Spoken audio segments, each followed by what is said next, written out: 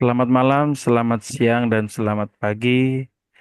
Kami dari kelompok 5 akan memaparkan tugas kami yang berjudul Klasifikasi Kredit Approval menggunakan Logistic Regression dan Extreme Gradient BOS pada Koperasi Mandiri Jaya Pratama. Yang dimana kami beranggotakan 5 orang, saya sendiri Gatot Hendra Kusumawardana, dan ada teman saya Muhammad Zayed, Derin Fibonacci, dan Daniel Topobolon. Next.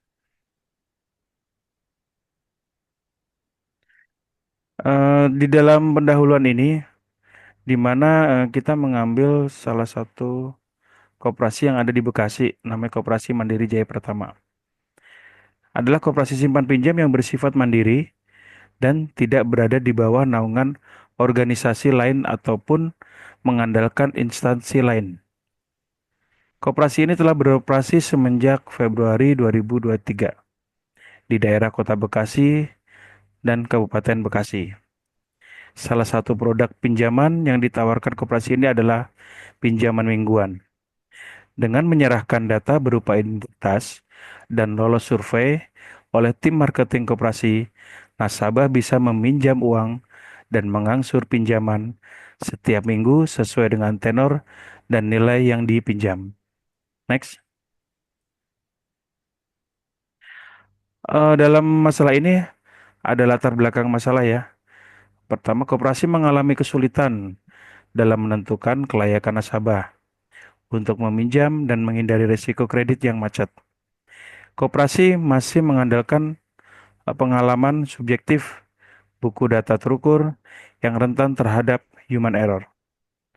Tujuan penelitian ini adalah memberikan solusi bagi koperasi untuk menentukan kelayakan pinjaman secara objektif melalui data yang terukur.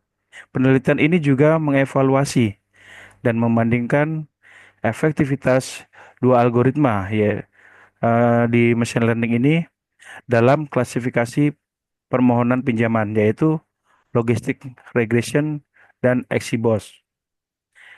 Di dalam urgensi penelitian, transformasi digital pada koperasi dari yang mengandalkan pengalaman subjektif ke pendekatan objektif dengan data yang terukur saat menentukan kelayakan pinjaman. Penelitian ini diharapkan dapat memberikan kontribusi yang signifikan kepada calon para pengguna koperasi dan menilai kelayakan kredit. Next.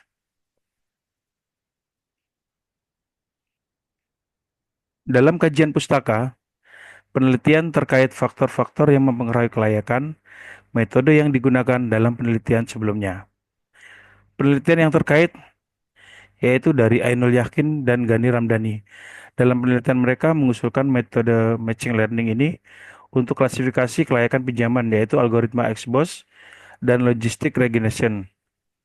Kemudian membandingkan kedua algoritma tersebut setelah dilatih dan diuji dengan stratified fault cross validation. XBOS menghasilkan rata-rata akurasi 85,51% dan eh, F1 score 83,81%, precision 83,80%, dan recall 84,04%. Sedangkan logistic regression menghasilkan rata-rata akurasi sampai 85 sampai 85,94%, F1 score 85,36%, precision 80,08%, dan recall 91,52%. Kedua algoritma dapat mengklasifikasikan layak atau tidaknya seseorang untuk diberikan pinjaman dengan baik, sehingga dapat digunakan untuk membantu institusi keuangan maupun para analis kredit. Faktor-faktor yang mempengaruhi kelayakan yaitu berbagai variabel ya, seperti riwayat kredit, status pinjaman aktif, dan sisa kredit sering memainkan peran kunci dalam menentukan kelayakan peminjam. Next. Untuk tampilan data, eh, saya akan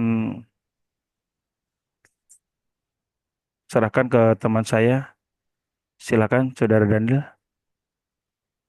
Baik, terima kasih untuk teman saya Gatot untuk pembawaan materinya. Untuk materi selanjutnya akan dibawakan oleh saya sendiri. Yang pertama ada data. Nah, eh, pada materi ini sumber dan pengumpulan data, penentuan variabel dan jumlah data. Eh, untuk penjelasan yang pertama, data sumber dan pengumpulan data. Data yang diumpulkan adalah data pinjaman mingguan para nasabah koperasi selama 1 tahun dari tanggal 3 Oktober 2023 hingga 3 Oktober 2024. Semua data dianonim agar menjaga privasi nasabah. Yang kedua ada penentuan variabel. Di sini ada 6 variabel relevan dipilih berdasarkan ketersediaan data pada koperasi dan kajian pustaka terdahulu. Variabel yang diperoleh disebut variabel independen, yaitu eh, ada usia, banyak pinjaman, status kredit, status pinjaman aktif, overdue, total nominal pinjaman, dan siap kredit. Diperlukan penentuan variabel baru yaitu variabel independen, yaitu ada kelayakan pinjaman yang merupakan variabel hasil dari korelasi variabel independen. Yang ketiga ada jumlah data. Data yang dikumpulkan sebesar 2.165 baris data sebelum pre-processing. Setelah dilakukan pre-processing, data tersebut menjadi 644 baris data. Next. Nah, di sini eh, untuk materi metode, di sini kita memiliki 3 metode. Yang pertama ada metode supervised machine learning, di mana penelitian ini memanfaatkan metodologi supervised learning untuk memodelkan hubungan antara variabel independen dan dependennya melalui teknik klasifikasi. Yang kedua ada implementasi logistik regression, di mana metode statistik yang digunakan untuk memprediksi probabilitas suatu kategori biner. Algoritma ini bekerja untuk mengubah hubungan linear antara variabel input dan output menjadi probabilitas menggunakan fungsi logit. Yang ketiga ada implementasi extreme gradient boost atau XGBoost. Algoritma boosting ini eh, fungsi utamanya untuk meningkatkan akurasi prediksi dengan menggabungkan serangkaian model pohon keputusan sederhana seperti decision tree. Setiap pohon baru difokuskan untuk memperbaiki kesalahan atau residual dari pohon sebelumnya. Untuk tools yang digunakan pada penelitian kali ini ada yang pertama kategorinya ada Python libraries, di mana eh, yang digunakan pada kategori tersebut toolsnya berupa Pandas, NumPy, Seaborn, Ski, Ski, Scikit-learn, XGBoost, dan Matplotlib. Yang kedua ada kategori platform dan dengan menggunakan tools Google Colab sebagai text editor atau untuk menjalankan programnya. Yang ketiga ada machine learning algorithm. Di sini eh, mesin algoritmanya digunakan ada dua, ya yang pertama ada logistic regression dan XGBoost atau extreme gradient boosting. Yang keempat ada kategori evaluation method. Di sini teknik atau toolsnya menggunakan stratified fold, min max scalar, akurasi, precision, recall, dan F1 score. Yang kelima ada kategori visualization dengan menggunakan 3 tools. Yang pertama ada box plot, yang kedua ada bar plot, yang ketiga ada matplotlib.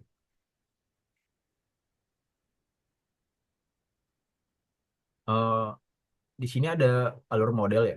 Jadi yang pertama langkah-langkah untuk membuat modelnya, pertama kita import data dari file CSV ke dalam Google Colab. Habis itu kita melakukan data preprocessing dengan tahapan drop data yang nol atau yang eh, memiliki tidak memiliki data pada suatu kolom atau variabel. Yang kedua, tahapan kedua ada menentukan variabel target atau kelangkaan pinjaman dengan ketentuan. Yang pertama ada usia, yang dimana ketika dalam masa produktif atau kita memberikan patokan ketika usia itu usia nasabah di antara 18 sampai 56 akan mendapatkan 1 poin. Yang kedua ada pinjaman aktif. Pinjaman aktif ini eh, dinyatakan nol ketika tidak meminjam, maka jika ketentuan tersebut terpenuhi, maka akan mendapatkan poin 1. Yang ketiga ada overdue. Nah, di ketentuan overdue ini, jika overdue-nya lebih kecil dari 30 hari, maka poinnya akan mendapat 1. Yang keempat ada total nominal pinjaman. Jika total nominal pinjaman lebih besar daripada 2 juta dan tidak sedang meminjam, maka akan mendapatkan 1 poin.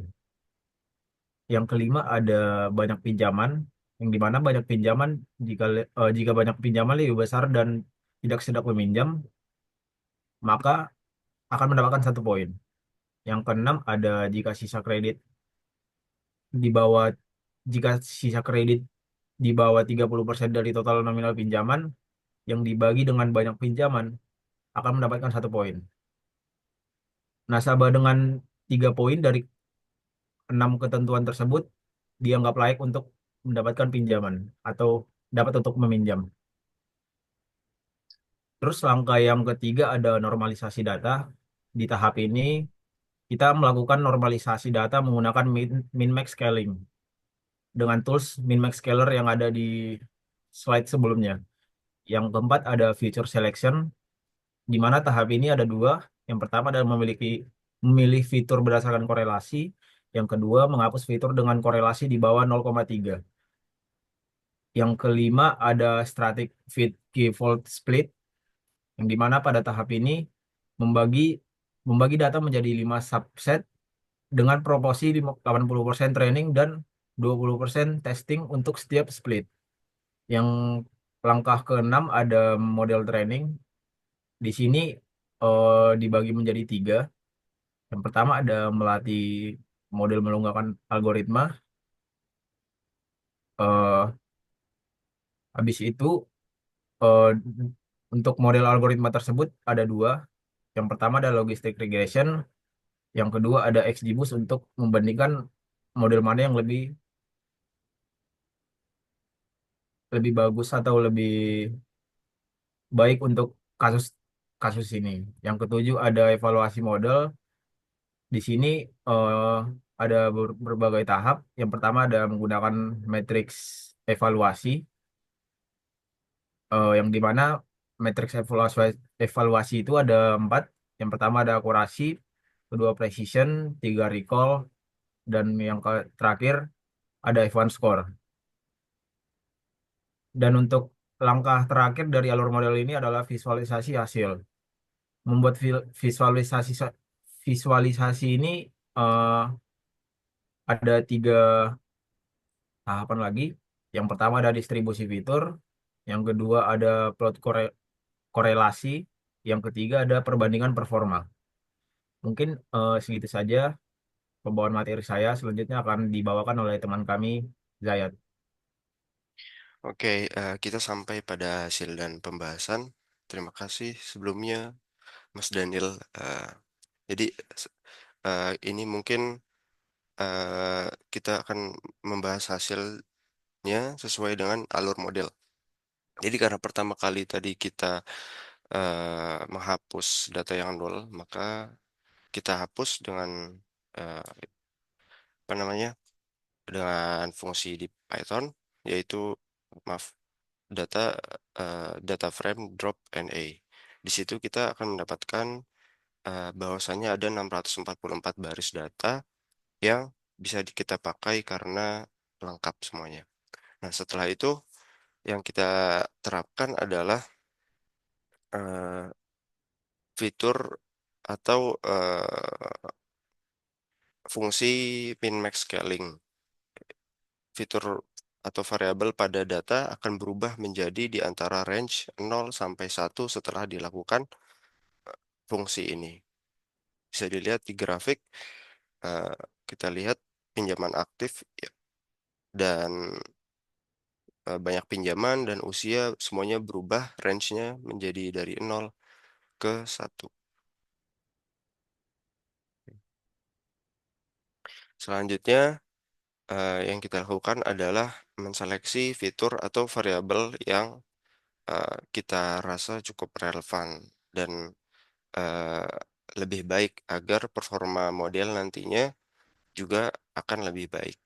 Nah, 6 variabel yang dikumpulkan disaring lewat fitur selection untuk dipilih sebagai variabel yang punya korelasi baik, yaitu kita mematok di sini 30%. Ketika dia lebih dari 30%, maka kita bisa katakan fitur atau variabel itu memiliki korelasi yang baik dengan target variabel kita, yaitu kelayakan pinjaman.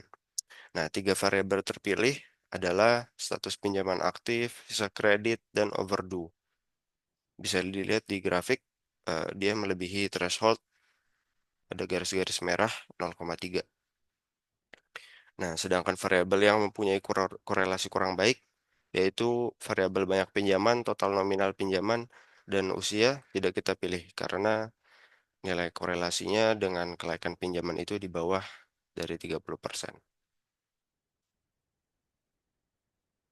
Nah, selanjutnya, setelah diterapkan fitur selection, kita akan mengetes atau menguji dan eh, melatih dulu dan menguji dengan pembagian data yaitu stratified scaffold.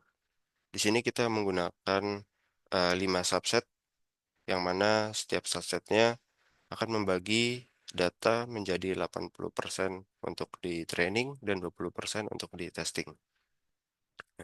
Pada grafik ini kita bisa melihat grafik dari logistic regression yang dimana performanya itu sangat baik dengan titik terendahnya bisa kita lihat 94% dan sisanya jauh lebih baik setelah dilakukan certified scaffold ini.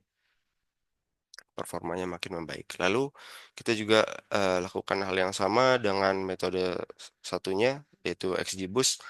Pelatihan dan pengujian data dengan certified scaffold validation untuk metode extreme gradient boosting ini menghasilkan performa yang sangat baik juga dengan batas performa di atas 94% juga. Kita lihat mungkin grafiknya ini lebih eh, tidak stagnan dibandingkan logistic regression. Selanjutnya, saya akan serahkan ke Derin untuk memaparkan hasil dan pembahasan yang terakhir. Ya, terima kasih. Selanjutnya saya akan menjelaskan hasil dan pembahasan yang dijelaskan sebelumnya oleh teman saya Mujai. Ya, di sini rata-rata performa kedua metode diperoleh dengan hasil logistik regression mencatat nilai rata-rata recall yang lebih tinggi yaitu 98,89% dibandingkan dengan XGBoost yang mencapai 98,33%. XGBoost unggul dalam metrik lainnya dengan nilai rata-rata akurasi sebesar 99,07%, precision 98,43%, dan F1 score 98,35%. Ya, di sini yang untuk yang biru ini statistiknya logistic regression dan untuk yang oranye itu XGBoost. Next. Lalu selanjutnya ada kesimpulan hasil penelitian keunggulan masing-masing model rekomendasi untuk koperasi. Penelitian ini mengimplementasikan model logistik regression dan extreme gradient boosting XGBoost untuk mengklasifikasi kelayakan persetujuan kredit di Koperasi Mandiri Jaya Pratama. Hasilnya menunjukkan bahwa kedua model memberikan performa yang sangat baik dengan XGBoost mencapai akurasi tertinggi 99,07% dan presisi terbaik 98,43%, sedangkan logistik regression unggul dalam recall 98,89%. Keunggulan XGBoost terletak pada kemampuannya menyeimbangkan presisi dan recall F1 skor 98,35%.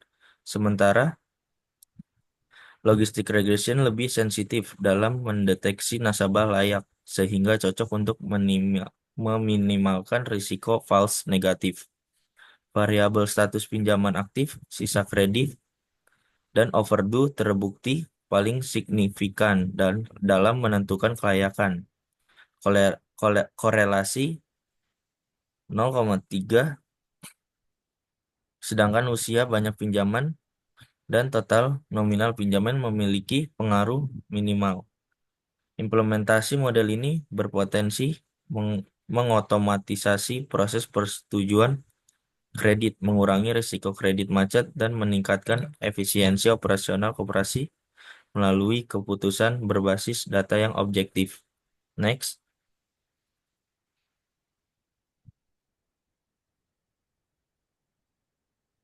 Selanjutnya saran pengembangan lebih lanjut dengan variabel yang lebih banyak.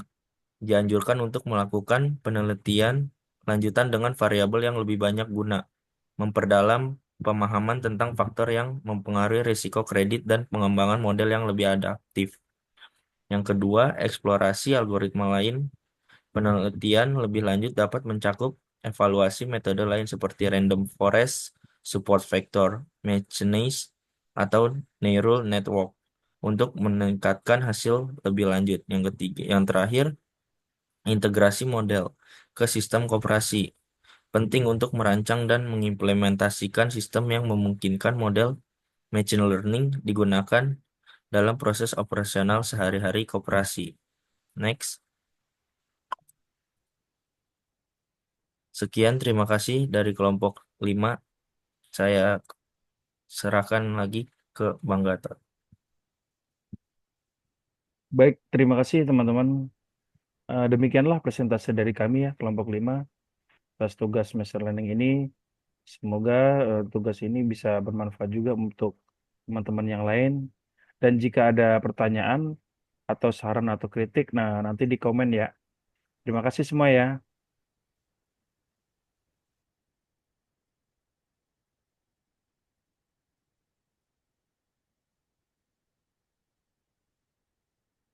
Udah di Udah, stop deh, stop deh.